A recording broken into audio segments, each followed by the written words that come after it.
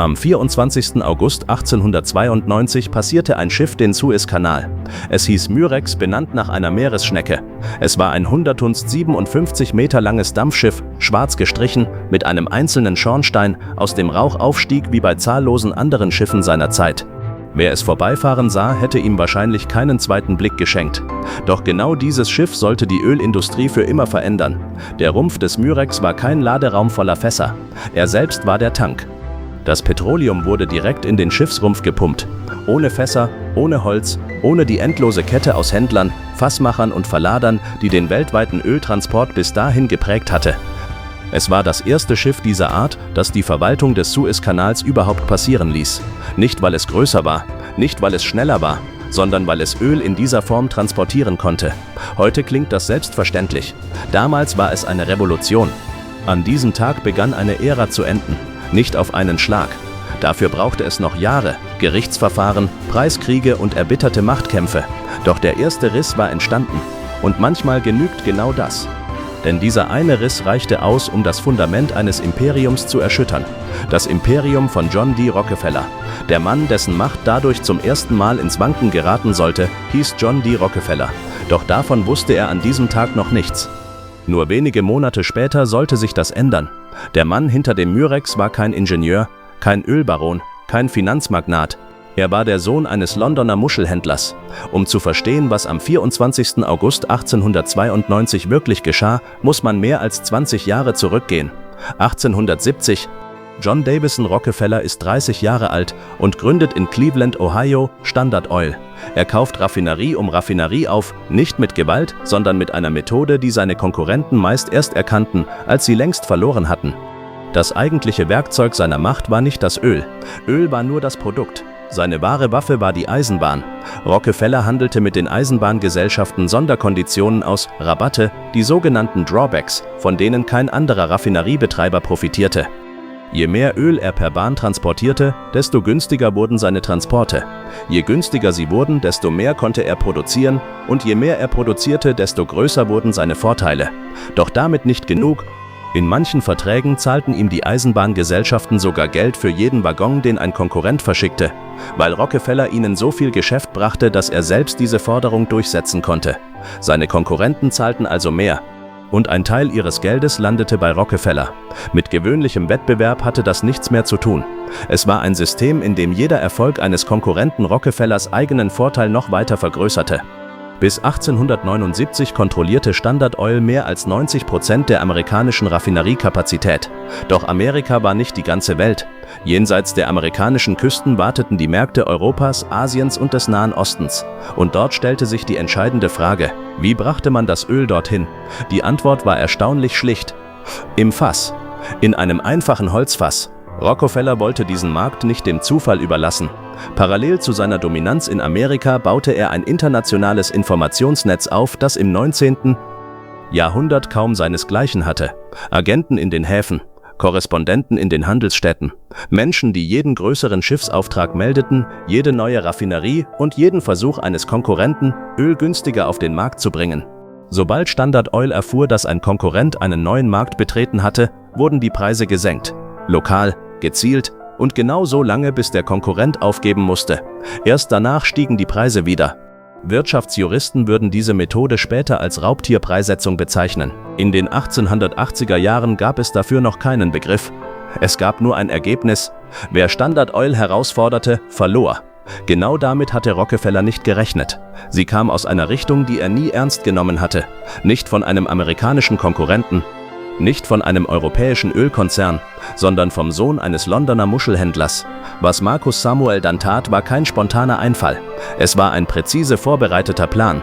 Zunächst verhandelte er mit der Rothschild-Gruppe, einem der bedeutendsten Finanzhäuser Europas. Über ihre russischen Geschäftspartner verfügte sie über erhebliche Beteiligungen an den Ölfeldern von Baku. Die Stadt am Kaspischen Meer hatte sich in den 1870er und 1880er Jahren durch die Erschließung der Felder unter anderem durch die Brüder Nobel zu einem der wichtigsten Ölzentren der Welt entwickelt. Standard Oil beherrschte das amerikanische Öl. Bakuanisches Öl bot erstmals eine ernsthafte Alternative. Samuel sicherte sich einen Liefervertrag mit den Rothschilds. Das Petroleum wurde von Baku durch Pipelines nach Batum am Schwarzen Meer transportiert. Von dort sollte es per Schiff durch den Bosporus, das Mittelmeer und den Suezkanal bis nach Asien gelangen. Der Plan stand. Nur eines fehlte noch, das Schiff. Also beauftragte Samuel die Werft William Gray & Co. in West Hartlepool mit dem Bau der Murex. Kurz darauf folgte ein zweites Schiff. Dann ein drittes, gebaut in verschiedenen Werften unter unterschiedlichen Namen, sodass selbst das Informationsnetz von Standard Oil nicht erkannte, was hier tatsächlich entstand. Als Rockefellers Agenten schließlich meldeten, dass in britischen Werften mehrere Tanker mit auffallend ähnlichen technischen Spezifikationen entstanden, angeblich für unterschiedliche Auftraggeber, war es bereits zu spät. Die Murex war fertig und er stand vor dem Suezkanal. Standard Oil reagierte so, wie Rockefeller immer reagierte, wenn jemand seine Macht bedrohte: mit dem Preis. Schon wenige Wochen nach den ersten Hinweisen auf Samuels Pläne begannen Standard Oil-Händler in Asien, ihre Preise drastisch zu senken. Bis unter das Niveau, zu dem Samuel liefern konnte, jedenfalls glaubte man das. Doch Samuel besaß einen Vorteil, den Rockefeller nicht hatte. Einen Transportweg, der rund 30% günstiger war als alles, was Standard Oil nutzen konnte. Das Fass war nicht länger die einzige Möglichkeit und der Suezkanal war nicht mehr verschlossen. Hier begann das Kräfteverhältnis zu kippen. Petroleum wurde damals in Holzfässern transportiert. Hunderttausende davon befanden sich auf den Schiffen, die Öl in alle Welt brachten. Leer wogen sie fast ein Drittel ihres späteren Gesamtgewichts. Ein erheblicher Teil jeder Schiffsladung bestand also aus nichts anderem als Verpackung. Hinzu kam, die Fässer rochen nach Petroleum und Holzteer, sie verloren selbst bei guter Abdichtung über lange Reisen Flüssigkeit und wurden bei einem Funken zur Brandgefahr. Jedes einzelne Fass musste von Hand verladen werden. Arbeiter rollten es, stapelten es, sicherten es und entluden es am Zielhafen wieder. Die gesamte Hafenlogistik war auf genau dieses System ausgelegt. Rockefeller kontrollierte diese Fässer nicht nur als Transportmittel, er kontrollierte den gesamten Zugang zu ihnen. Denn wer Öl in Fässern verschiffen wollte, brauchte Fässer. Und wer die Fassproduktion beherrschte, beherrschte auch den Transport. Standard Oil hatte deshalb früh begonnen, eigene Sägewerke, eigene Fassfabriken und eigene Lieferverträge aufzubauen. Die Konkurrenz war nicht erst auf dem Ölmarkt im Nachteil, sondern bereits beim Behälter. Genau darin lag Rockefellers eigentliches Genie, nicht im Raffinieren, sondern in der Logistik. Wer die Logistik kontrolliert, kontrolliert den Markt. Es sei denn, jemand findet einen völlig neuen Weg. Doch das war nur ein Teil der Geschichte. Wenn euch genau solche Geschichten faszinieren, in denen die eigentliche Wahrheit weit hinter den bekannten Namen beginnt, dann würde ich mich freuen, wenn ihr den Kanal abonniert. In einem Haus in der Houndsditch-Straße im Londoner East End verkaufte Marcus Samuel Senior Muscheln. Keine gewöhnlichen Muscheln, sondern Kauri-Muscheln, Perlmutt und Meeresschnecken aus Fernost. Im viktorianischen England waren sie als Schmuck, Tischdekoration und Souvenirs begehrt. Das East End war damals ein Viertel, in dem viele jüdische Einwanderer aus Osteuropa, aus Polen, Russland und der Ukraine mit kleinen Handelsgeschäften und Handwerksbetrieben ein neues Leben begannen. Marcus Samuel Senior gehörte zu ihnen. Über Jahre hatte er ein Handelsnetz aufgebaut, mit Partnern in Japan, Singapur, Bombay und Batavia.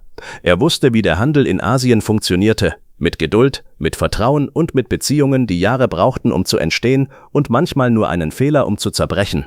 Sein kleines Importhaus trug den Namen M. Samuel & Co. Die Muscheln im Schaufenster prägten seine Identität. Jahrzehnte später gaben sie einer der größten Ölgesellschaften der Welt ihren Namen: Shell. Benannt nach den Muscheln, die einst in einem bescheidenen Londoner Geschäft verkauft wurden. Der Weg von den Muscheln in einem Londoner Schaufenster bis zu Tankschiffen im Suezkanal klingt wie eine erfundene Geschichte. Doch genau so hat er sich zugetragen. Als Marcus Samuel Senior 1870 starb, hinterließ er seinen Söhnen das Geschäft, ein bescheidenes Vermögen und ein weit verzweigtes Handelsnetz. Am wertvollsten aber waren seine Kontakte. Marcus Samuel Jr. zog aus diesem Erbe jedoch eine andere Lehre. Sein Vater hatte Muscheln gesehen. Der Sohn erkannte etwas anderes: Möglichkeiten. 1890 reiste Marcus Samuel Jr. nach Japan und in den fernen Osten. Er war Ende 30, erfolgreich, aber noch weit davon entfernt, zu den großen Unternehmern seiner Zeit zu gehören. Sein Handelsunternehmen bewegte Kohle, Reis, Textilien und Metalle durch Asien, solide, aber ohne außergewöhnlichen Erfolg. Doch was er in Japan sah und auf der Rückreise in Gesprächen mit Händlern und Reedern erkannte, war eine Chance, die selbst ihm zunächst kaum glaubwürdig erschien. Der Bedarf an Petroleum wuchs in ganz Asien rasant. Für Lampen, für Heizungen, für Maschinen. Die Nachfrage stieg schneller, als Standard Oil sie bedienen konnte. Gleichzeitig wurde der Markt von nur wenigen Standard-Oil-Händlern beherrscht, die das Petroleum in Holzfässern aus Amerika verschifften. Teuer, langsam, gefährlich und ineffizient. Was wäre, wenn man Petroleum ganz ohne Fässer transportieren könnte? Direkt im Rumpf eines Schiffes. Ohne das Gewicht der Verpackung. Ohne auslaufende Fässer. Ohne das mühsame Be- und Entladen tausender einzelner Behälter. Die Preise würden drastisch sinken. Und wer den niedrigsten Preis kontrollierte, kontrollierte den Markt. Marcus Samuel ahnte die Antwort bereits. Die eigentliche Frage war nur, war es technisch überhaupt möglich? Also begann er, genau das herauszufinden. 1890 gab es noch keinen funktionierenden Tanker für den Transport von Petroleum. Zwar transportierten Dampfschiffe bereits Flüssigkeiten direkt im Rumpf, etwa Wein, Alkohol oder Wasser. Doch Öl stellte ganz andere Anforderungen. Es war leicht entzündlich. Es bildete explosive Dämpfe. Bei Temperaturschwankungen dehnte es sich aus, zog sich wieder zusammen und erzeugte Druck in Tanks, die für solche Belastungen nie konstruiert worden waren. Die wenigen Versuche, Petroleum mit Tankdampfern zu transportieren, waren in Katastrophen geendet. Schiffe gingen in Flammen auf. Besatzungen kehrten nie zurück. Häfen weigerten sich, solche Schiffe zu empfangen. Und Versicherungen verlangten Prämien, die jeden wirtschaftlichen Vorteil wieder zunichte machten. Und der Suezkanal, der kürzeste Seeweg zwischen Europa und Asien, eröffnet 1869 und das Rückgrat des britischen Welthandels, war für Öltankdampfer ausdrücklich gesperrt. Zu gefährlich, zu unberechenbar. Ein brennendes Schiff hätte genügt, um den gesamten Schiffsverkehr für Wochen lahmzulegen. Das war die Ausgangslage. Ein Problem, das fast jeder für unlösbar hielt. Marcus Samuel nicht. Nicht, weil er Ingenieur war, das war er nicht.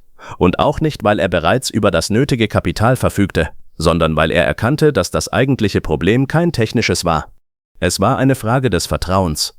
Wenn es gelang, der Kanalverwaltung die Sicherheit eines Öltankers zu beweisen, wenn Ingenieure überzeugt, Versicherungen gewonnen und Behörden beruhigt werden konnten, dann war die technische Herausforderung bereits zur Hälfte gelöst. Er brauchte ein Schiff, das die Kanalbehörden schlicht nicht ablehnen konnten. Die nächsten 2 Jahre sollten alles entscheiden. Und es begann nicht auf einer Werft, sondern in einem Konferenzraum in Paris. Marcus Samuel und sein Partner Fred Lane reisten zur Suezkanalgesellschaft, die damals ihren Sitz in Paris hatte. Sie kamen nicht mit einem fertigen Schiff, sie kamen mit Plänen, mit Berechnungen, mit Gutachten von Ingenieuren, die eigens beauftragt worden waren, sämtliche Sicherheitsmerkmale des geplanten Tankers zu dokumentieren. Was sie präsentierten, war alles andere als ein gewöhnliches Schiff. Die Murex-Klasse sollte einen Doppelrumpf erhalten, eine äußere und eine innere Stahlhülle, zwischen denen Wasser als zusätzliche Schutzschicht diente. Hinzu kamen Druckausgleichsventile, voneinander getrennte Tanks mit massiven Schotten und Lüftungssysteme, die Öldämpfe ableiteten, bevor sie sich zu explosiven Konzentrationen sammeln konnten. Es war das sicherste Schiff seiner Art, das bis dahin entworfen worden war. Nicht, weil die Technik weiter war, sondern weil Sicherheit zum ersten Mal die wichtigste Voraussetzung war. Die Verantwortlichen blieben skeptisch.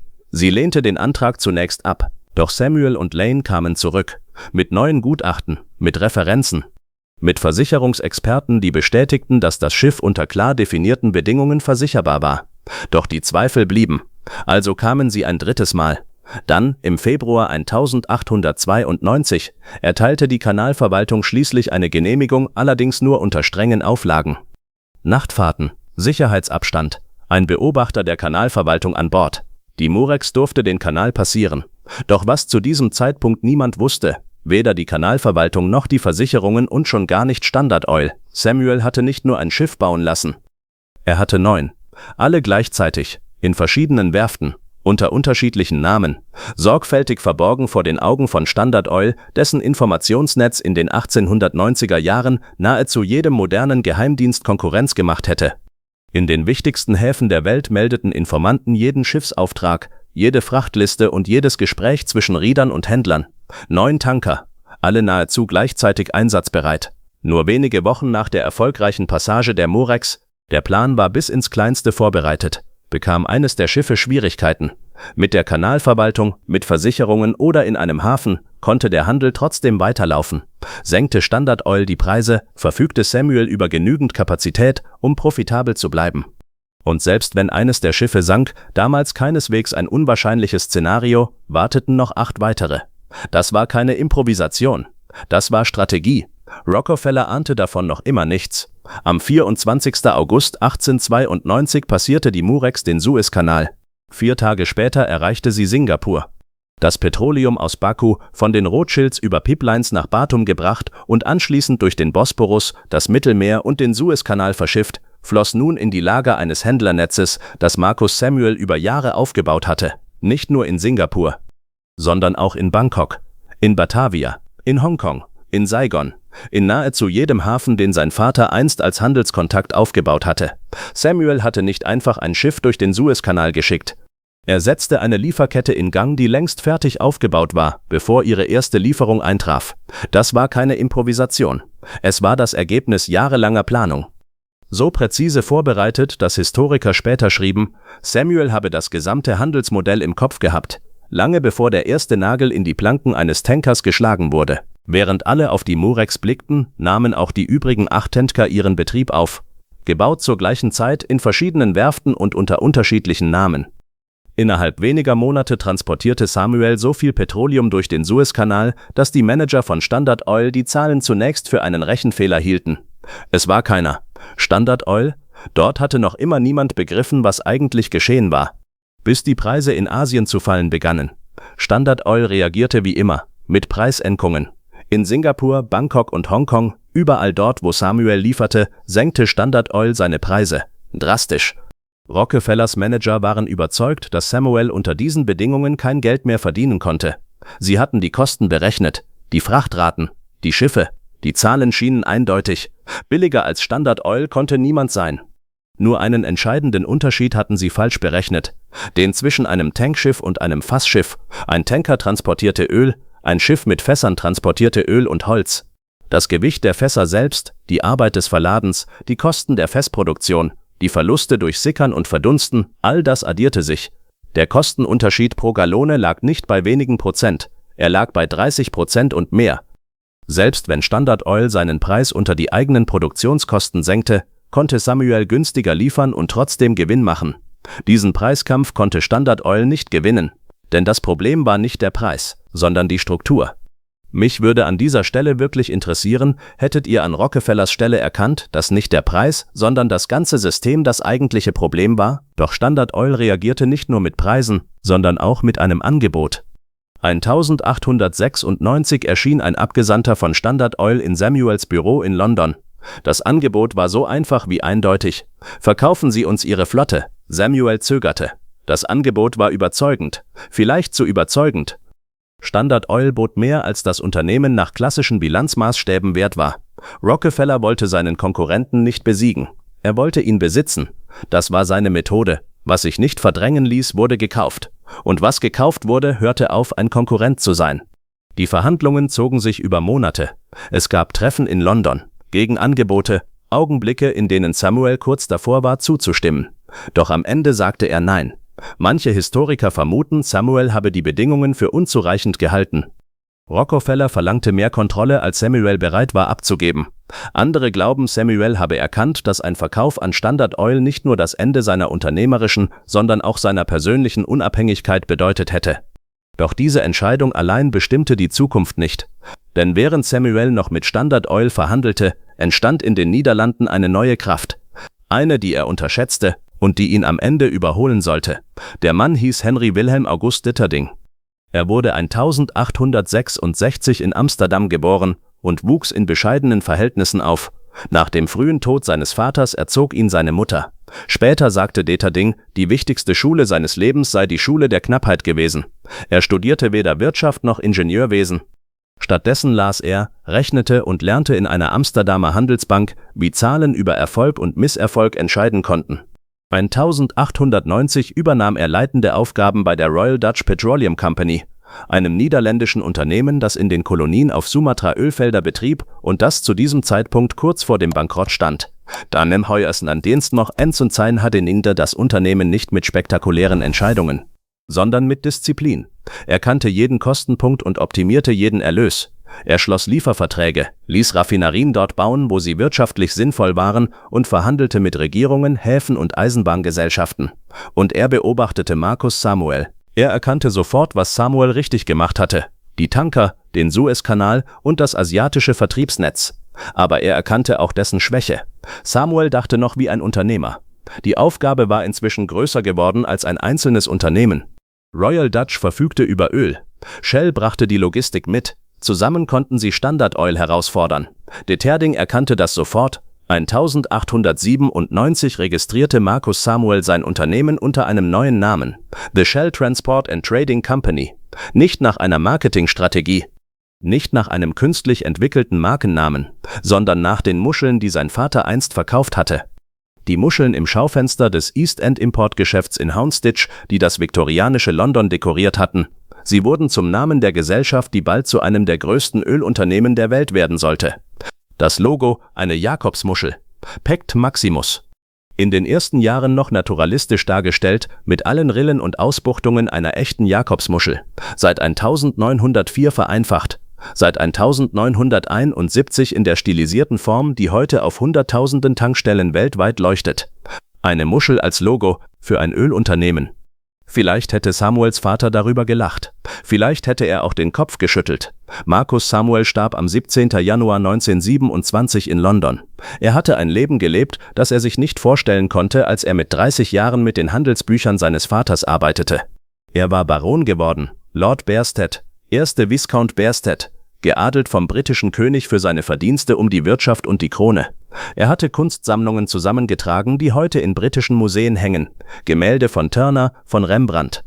Er war Lord Mayor of London gewesen, das höchste bürgerliche Amt der Stadt von 1902 bis 1903 und hatte in dieser Funktion England während der letzten Monate des Burenkriegs repräsentiert. Er hatte Shell Transport and Trading gegründet. Das Unternehmen, aus dem Royal Dutch Shell entstand. Ein Unternehmen, das heute zu den größten und einflussreichsten der Welt zählt. Was er sich nicht vorgestellt hatte, dass das Unternehmen, das er gründete, eines Tages einen größeren Einfluss auf die Weltpolitik haben würde als viele der Länder, in denen es Öl fördert. Dass Entscheidungen in Haag und London, dort hat Royal Dutch Shell heute seinen Sitz, Regierungen in Nigeria, Brunei, Oman, den USA beeinflussen würden. Dass das Logo, das von einer Muschel im East End inspiriert wurde, zu einem der bekanntesten Symbole der Welt werden würde. All das wusste er nicht. Alles, was er wusste, war, dass ein Schiff durch einen Kanal gefahren war und dass das genug gewesen war. Während Samuel sein Unternehmen weiter aufbaute, erkannte de Terding etwas, das Samuel entgangen war. Das Unternehmen brauchte eine andere Struktur. Shell Transport and Trading besaß Tanker. Es verfügte über ein asiatisches Vertriebsnetz, über Handelskontakte. Doch eines fehlte: eigene Ölfelder, denn nur sie machten unabhängig von den Preisschwankungen des Ölmarktes. Royal Dutch besaß Ölfelder auf Sumatra, auf Borneo, in niederländischen Kolonien, deren Reserven weit größer waren, als Europa damals ahnte. 2 Unternehmen, 2 Stärken, eine logische Konsequenz. 1907. Im Jahr 1907 fusionierten Royal Dutch und Shell zu einem einzigen Konzern, Royal Dutch Shell. Die Aufteilung: 60% für Royal Dutch, 40% für Shell Transport and Trading. Das bedeutete, de Terding hielt nun die Mehrheit. Der Mann, der die Ölfelder kontrollierte, während Samuel die Tanker aufgebaut hatte. Samuel hatte ein Imperium aufgebaut. De Terding hatte es weitergebaut. Nicht mit Gewalt, nicht durch Betrug, sondern durch die nüchterne Logik eines Mannes, der erkannte, was noch fehlte. Das Verhandlungsergebnis war in Samuels Augen möglicherweise ein Kompromiss. Er blieb Vorstandsvorsitzender, sein Name blieb auf dem Unternehmen. Aber die operativen Entscheidungen lagen fortan bei de Terding. Es war eine Niederlage, die erst auf den zweiten Blick wie eine Niederlage aussah. In den Zahlen. Was Samuel blieb, waren der Name, das Logo und die Geschichte. Und das Wissen, mit einer einzigen Idee ein Imperium ins Wanken gebracht zu haben, das schließlich größer geworden war als jeder einzelne Mensch. Die Welt, in der Royal Dutch Shell entstand, veränderte sich schnell. 1908 wurde in Persien Öl entdeckt, was wenige Jahre später zur Gründung der Anglo-Persian Oil Company führte, dem Vorläufer von BP. 1910 begannen Ölfunde in Mexiko und Texas, die das globale Angebot erneut veränderten. Die Welt verlangte nach Öl, jedes Jahr mehr. In einem Tempo, das sich in den 1890er Jahren kaum jemand hätte vorstellen können. 1914 begann der Erste Weltkrieg. Und plötzlich zeigte sich, welche Bedeutung Öl wirklich hatte. Flugzeuge brauchten Treibstoff, Panzer ebenso. Und die Schiffe der Royal Navy fuhren inzwischen mit Öl statt mit Kohle. Die gesamte Kriegsmaschinerie auf beiden Seiten war in einem Ausmaß von flüssigem Brennstoff abhängig, das Generäle und Strategen im Jahr 1900 noch nicht in ihre Planungen einbezogen hatten. Shell, nun Royal Dutch Shell, war einer der bedeutendsten Lieferanten für die britische Seite. Flugbenzin, Schiffstreibstoff, Petroleum für die Kraftfahrzeuge der Front. Lord Curzon, der britische Außenminister, sagte nach dem Krieg in einer Rede: Die Alliierten sind auf einer Welle von Öl in den Sieg geschwommen. Er meinte das buchstäblich. Was de Terding dabei verstand, war etwas, das Samuel als erster geahnt hatte. Öl ist kein Rohstoff, Öl ist Macht. Und wer Öl liefert, wenn ein Krieg es braucht, hat eine Verhandlungsposition, die kein Preis kaufen kann. 1914 zeigte sich das erstmals in aller Deutlichkeit. Im Kern gilt das bis heute. 1911 entschied der oberste Gerichtshof der USA, dass Standard Oil ein illegales Monopol sei und aufgelöst werden müsse. Unter dem Sherman Antitrust Act, dem Kartellgesetz, das 1890 beschlossen worden war, während Samuel in Japan seine Ideen entwickelte, wurde Standard Oil in 34 separate Unternehmen aufgeteilt. Exxon, Mobil, Chevron, Amoco, Conoco. Sie alle gingen aus einem einzigen Konzern hervor. Einem Konzern, der so mächtig geworden war, dass selbst die amerikanische Regierung ihn zerschlagen musste. Rockefeller wurde durch die Auflösung nicht ärmer. Er besaß Anteile an all diesen neuen Unternehmen und ihre Börsenwerte stiegen nach der Auflösung. Er starb 1937 als einer der reichsten Menschen, die je gelebt hatten. Doch Standard Oil als geschlossenes Monopol existierte nicht mehr. Warum war dieses Monopol überhaupt ins Wanken geraten? Darüber sind sich Historiker bis heute nicht vollständig einig. Die amerikanischen Kartellbehörden. Die politischen Kampagnen von Journalistinnen wie Ida Tarbell, die Standard Oils Praktiken in einem bahnbrechenden Buch beschrieben hatten. Die Empörung einer Öffentlichkeit, die zunehmend verstand, was ein Monopol bedeutet. Doch zwischen all diesen Entwicklungen stand die Murex. Sie hatte bewiesen, dass Rockefellers Logistik nicht unbesiegbar war und dass Öl auch ohne Standard Oil um die Welt gelangen konnte. Zu behaupten, Marcus Samuel habe Standard Oil allein zerstört, wäre falsch. Zu behaupten, er habe dabei keine Rolle gespielt, ebenso. Ich finde genau solche Momente spannend, weil es darauf oft keine eindeutige Antwort gibt. Deshalb würde mich eure Einschätzung interessieren, welche Rolle hat Marcus Samuel eurer Meinung nach wirklich gespielt? In einer Tankstelle irgendwo auf der Welt leuchtet ein gelb-rotes Logo. Eine Jakobsmuschel. Kaum jemand, der dort tankt, denkt an einen Londoner Muschelhändler aus dem East End, der seinen Söhnen ein Netz von Handelskontakten in Ostasien hinterließ. Kaum jemand denkt an einen Kupferkessel in einem Hinterhof von Baku, aus dem russisches Öl seinen Weg durch eine Pipeline bis nach Batum nahm. Kein Mensch denkt an die Nacht des 24. August 1892, als ein Schiff namens Murex in der Dunkelheit durch einen schmalen Kanal fuhr, während ein Beobachter der Kanalverwaltung an Bord stand und kontrollierte, ob etwas brannte. Nichts brannte. Das Öl floss und die Welt veränderte sich. Marcus Samuels Vater hat Muscheln verkauft. Kaurimuscheln, Perlmutt, Meeresschnecken für viktorianische Wohnzimmer. Dass daraus einmal eines der größten Energieunternehmen der Welt entstehen würde, hätte sich niemand ausdenken können. Vielleicht gerade deshalb, weil die Wirklichkeit oft unglaublicher ist als jede erfundene Geschichte. Wenn euch diese Dokumentation gefallen hat, lasst gern ein Like da und abonniert den Kanal. Damit unterstützt ihr genau solche aufwendig recherchierten Geschichten. Damals leuchtete die Muschel im East End. Heute leuchtet sie an Tankstellen in mehr als 100 Ländern. Die Form ist fast dieselbe. Nur ihre Bedeutung ist ungleich größer.